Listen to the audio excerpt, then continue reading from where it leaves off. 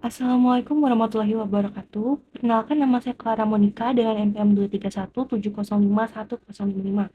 Pada video ini, saya akan menjelaskan mengenai UTP mata kuliah kecerdasan buatan.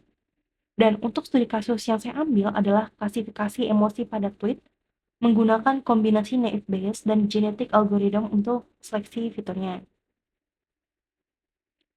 Jadi, yang pertama, di sini ada sumber data. Untuk sumber data sendiri, saya mengambilnya dari GitHub. Jadi pertama-tama saya mencarinya di Kaggle, tapi biar mudah saya mengambil link raw-nya saja dari GitHub-nya sendiri.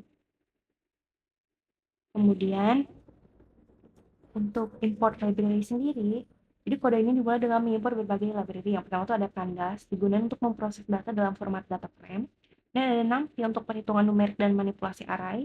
Ada Matplotlib untuk visualisasi data, NLTK untuk pemrosesan teks, termasuk stopword dan tokenisasi yang bakal digunain.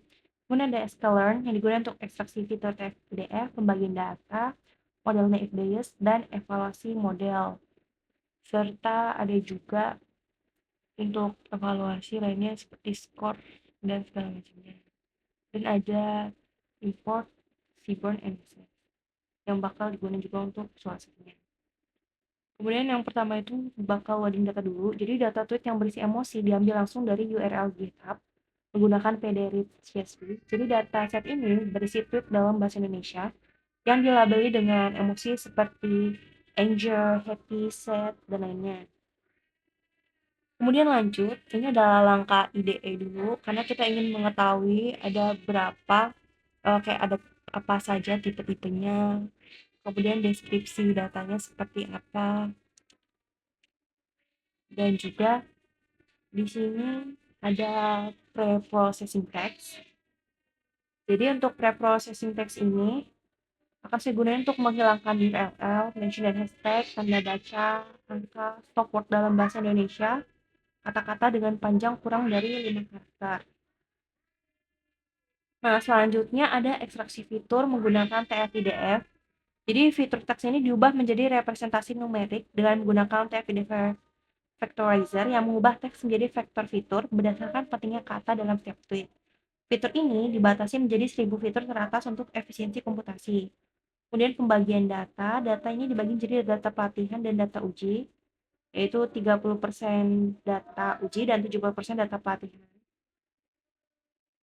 Kemudian di sini ada genetic algorithm-nya.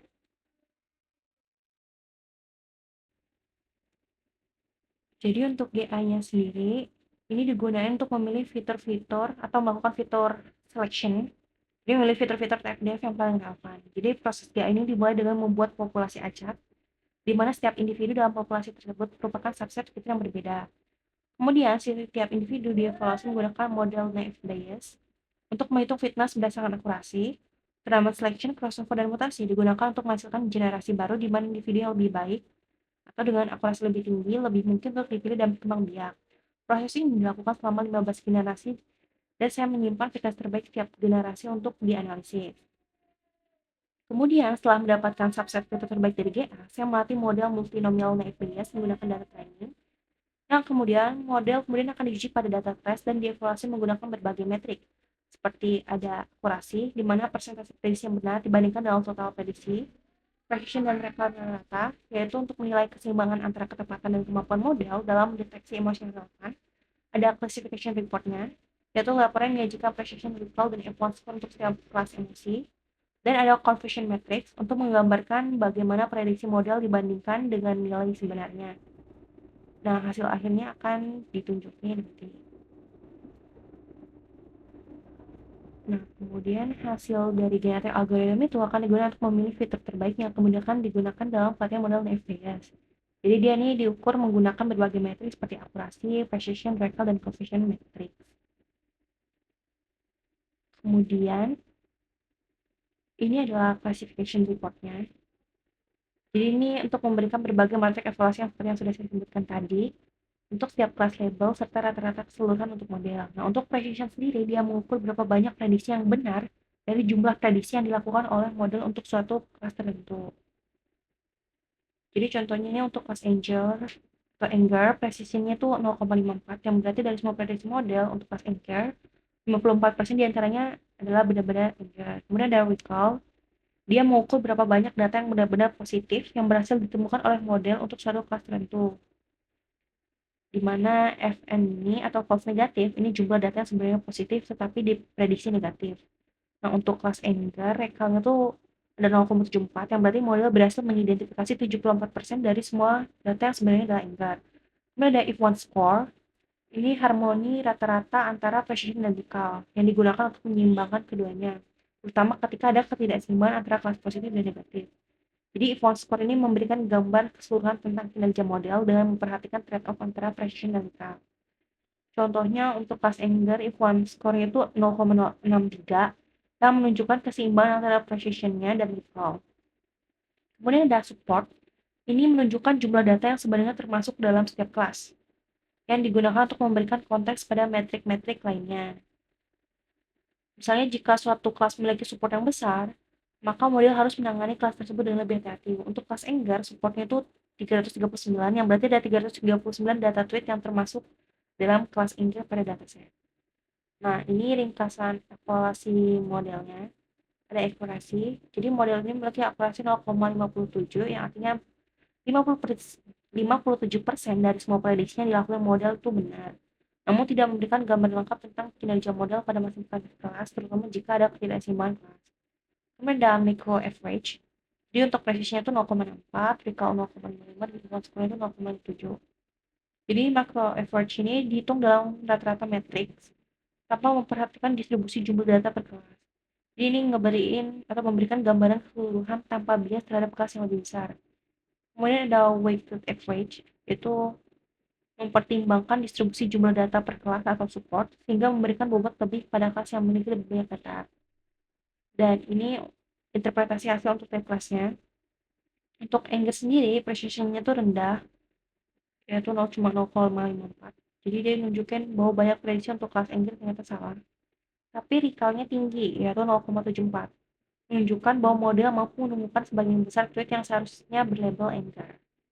Dan untuk F1 score-nya itu 0,63, yang untuk menunjukkan keseimbangan keduanya. Kemudian ada fear, jadi precision-nya itu tinggi, yaitu 85%, yang menunjukkan bahwa banyak prediksi untuk kelas fear itu benar. Kemudian recall-nya lebih rendah, menunjukkan bahwa model itu nggak dapat menemukan semua tweet dengan label fear. Jadi untuk score-nya itu 0,59, jadi meskipun precision-nya tinggi, recall-nya itu tuh rendah, jadi ngurangi keseimbangan antara keduanya. Kemudian happy, di precision dan recall keduanya berada di angka yang sama, bahwa model ini tidak terlalu baik dalam mengidentifikasi tweet label happy secara akurat. Kemudian ada low, precision-nya itu tinggi, yaitu 0,82 atau 82%, yang menunjukkan bahwa banyak prediksi untuk kelas love itu benar, dan recall-nya itu rendah, bahwa model hanya menemukan sebagian dari tweet dan label love. Dan untuk hasil skor itu 0,63, yang menunjukkan model dapat memberikan hasil yang cukup baik meskipun recall-nya nggak terlalu tinggi. Kemudian untuk sadness, di sini menunjukkan bahwa model ini kurang optimal dalam deteksi emosi sadness. Jadi model ini menunjukkan performa yang bervariasi antar kelas. Jadi beberapa kelas seperti Fear dan Love memiliki precision yang baik tetapi recall yang rendah, yang menunjukkan masalah dalam menemukan semua yang sesuai. Untuk sadness dan anger sendiri, dia cenderung menunjukkan hasil yang lebih seimbang antara precision dan recall. Tapi secara keseluruhan model ini masih memiliki banyak kesalahan, terutama pada kelas dan jumlah data yang lebih sedikit, dan diperlukan perbaikan lebih lanjut lagi dengan teknik balancing kelas atau planning lebih lanjut.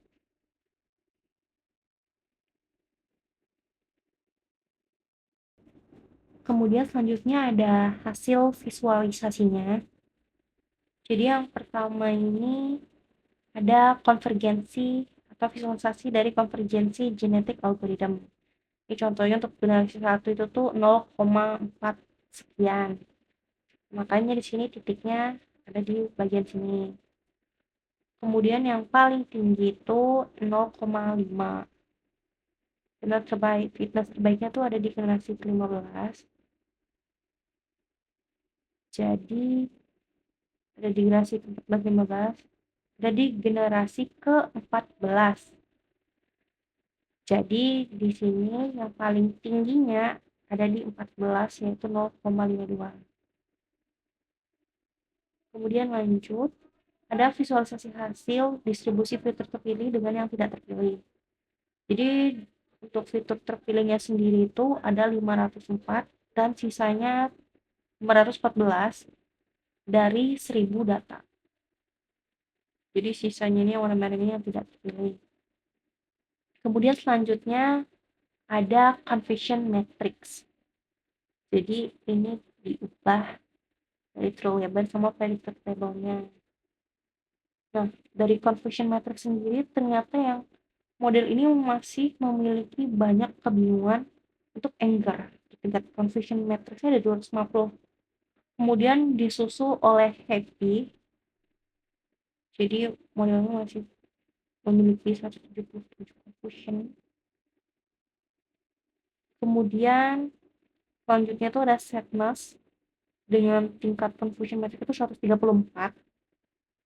Dan yang paling kemudian selanjutnya itu ada Low, conversion matrix itu 100 dan Fear itu ada 88. Jadi secara keseluruhan model ini masih bingung untuk membedakan antara anger, happy, dan sadness. Tapi dia sudah cukup baik untuk love sama emosi fear. Selanjutnya ini ada top 20 fitur paling penting. Jadi yang paling penting sendiri itu ada itu Kemudian selanjutnya ada visualisasi probabilitas prediksinya untuk 5 sampel acak. Jadi dia diambilnya random. Oke, contohnya untuk sampel 1, jadi probabilitas prediksinya itu ada 31%. Dia bahagia. Kemudian untuk sampel kedua, probabilitasnya ada 34%. Dia juga bahagia lagi. Nah, sampel ketiga ini ada probabilitasnya 34%, dia sedih. Kemudian sampel keempat, dia itu ada 38% kemungkinan bahwa dia bahagia. Kemudian untuk sampel kelima sendiri, ini ada 28% kemungkinan dia marah. Nah, selanjutnya ini ada visualisasi distribusi label antara data time dengan datasnya.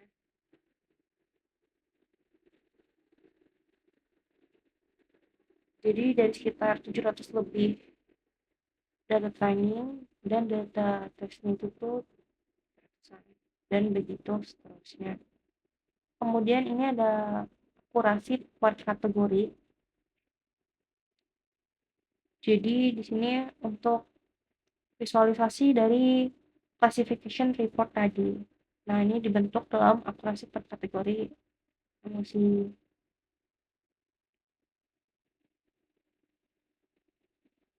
Tuh, di sini Angry ini recall-nya atau modelnya tuh dia bisa nemuin banyak fluid anger sesuai labelnya.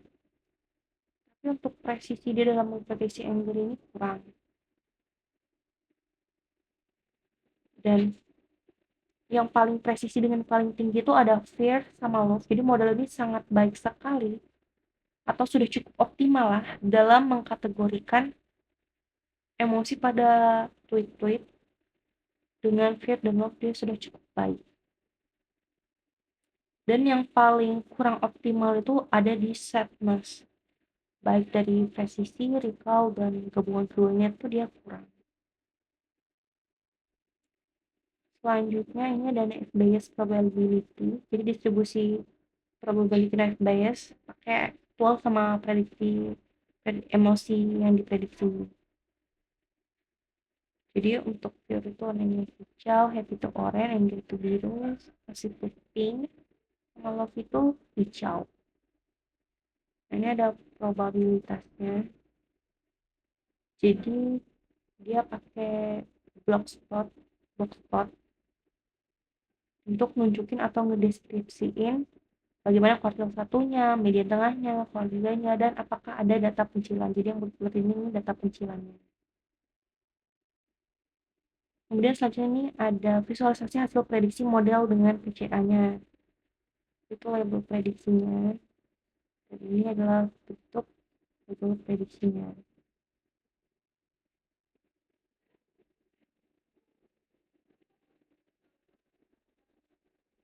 Kemudian selanjutnya ini hasil akhirnya. Jadi dari jumlah fitur terpilih itu ada 514 dari 1000 dengan akurasi modelnya tuh 0,56%. Presisi rata-ratanya tuh 60%. Dengan vertikal rata-ratanya tuh 54%. Jadi sekian penjelasan dari saya. Terima kasih.